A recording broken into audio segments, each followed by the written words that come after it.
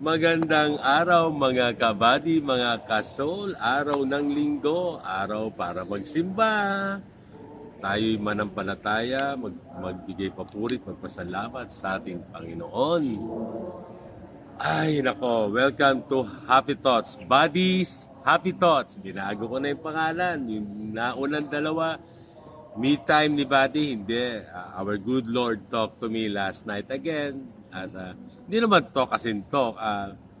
I have this voice inside me telling me, palitan ko na ng tama, gawin ko na ng happy thoughts since idea to ni Let Vargas. Hi Let, hi Ray Vargas, mga kapatid. At our good Lord, binulong sa aking puso na gawin ko ng happy thoughts ni Buddy. Kaya ito na, happy thoughts ni Buddy.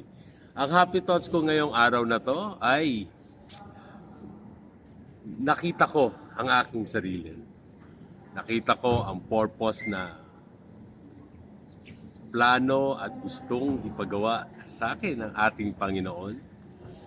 At yung galak at sayang nanggagaling sa puso ko, ito po ay grasya na galing sa ating Panginoon na ang tagal kong hindi nakita, ang tagal kong hindi naramdaman, ang tagal kong binaliwala. Kaya po ngayon, kahit po dalawa lang kami ni Paring Sol sa bahay niya, yung saya po, yung tuwa na nanggagaling sa aming puso dahil alam namin galing sa ating Panginoon ay nag-uumapaw po. Masaya-masaya sa akin si Sol. We have a talk last night na nakikita niya na alive daw ako. Ang sabi ko, yung pagiging buhay ng aking pisikal na katawan, nanggagaling yon sa buhay na espiritual kung buhay ngayon. Na ang uulitin ko, ang tagal kong binaliwala. Happy thoughts, masaya ako. Lalakad, papunta rito, magbibigay papuri dahil araw nga ng linggo.